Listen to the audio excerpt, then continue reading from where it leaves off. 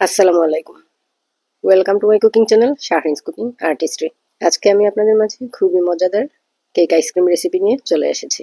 এই আইসক্রিম রেসিপিটা এত সুস্বাদু আপনারা না খেলে বুঝবেনই না। এখানে প্রথমে আমি কেক আইসক্রিম তৈরি করার জন্য নিয়ে নিলাম 5টা চকলেট কাপ কেক। এগুলোকে আমি ভালো করে ব্লেন্ড করে গুঁড়ো করে নিয়েছি। এদিকে নিয়ে নিলাম 2 কাপ হুইপিং ক্রিম।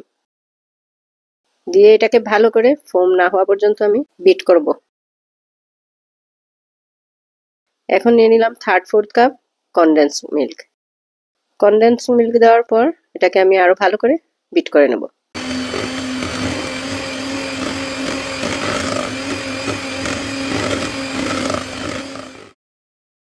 দিয়ে দিলাম এসেন্স চকলেট ফ্লেভার 1 চা চামচ। বিট করা হয়ে গেছে, একদম ফোমের মতো হয়ে গেছে।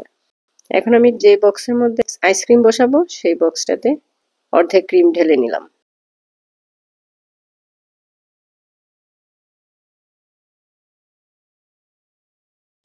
উপরে দিয়ে দিলাম গ্রাইন্ড করে রাখা কাপকেক।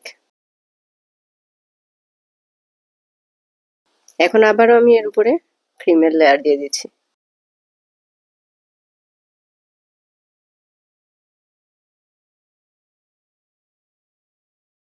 কাপকেকের গুঁড়ো আমি একটু রেখেছিলাম, এখন বাকি ক্রিমের সাথে আমি এটাকে মিক্স করে সাথে দিয়ে দিচ্ছি আরো 2টো নর্মাল কাপকেক। এগুলোকে আমি একটু আধ ভাঙ্গা করে গুঁড়ো করে দিয়েছি।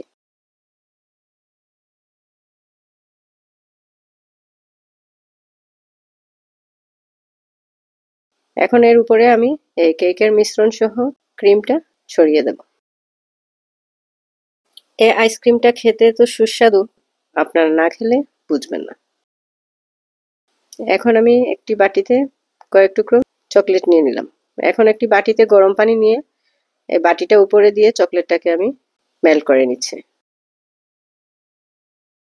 মেল্ট হয়ে গেছে, এখন আমি এর উপরে এটাকে স্প্রেড করে দেব। চকলেটের একটা হালকা লেয়ার আইসক্রিমের উপরে পড়বে। রেসিপিটি যদি আপনাদের ভালো লেগে থাকে তাহলে অবশ্যই একটা লাইক, কমেন্ট ও শেয়ার করতে ভুলবেন না প্লিজ। এখন দিয়ে দিচ্ছি কিছু স্প্রিঙ্কল ছিটিয়ে দিয়ে দিচ্ছি। এটা দেখতেও সুন্দর লাগে এবং খেতে কামড়ে কামড়ে পড়লে বেশ ভালো লাগে। উপরে একটা চেরি দিয়ে এখন আমি এটাকে ডিপ ফ্রিজে রেখে দেব 7 থেকে 8 ঘন্টার জন্য।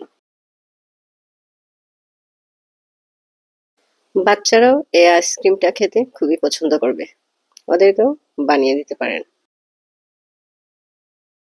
7 ঘন্টা পর আমি আবার ফিরে এলাম, দেখি কি অবস্থা। খুবই সুন্দর হয়েছে এবং সফট ফোমি একটা আইসক্রিম। রেসিপিটি যদি আপনাদের ভালো লেগে থাকে তাহলে ফেসবুক থেকে যারা দেখছেন তারা অবশ্যই একটা ফলো দিয়ে আমার সাথে থাকবেন, আর ইউটিউব থেকে যারা দেখছেন তারা একটা লাইক ও সাবস্ক্রাইব করতে ভুলবেন না প্লিজ। আল্লাহ হাফেজ।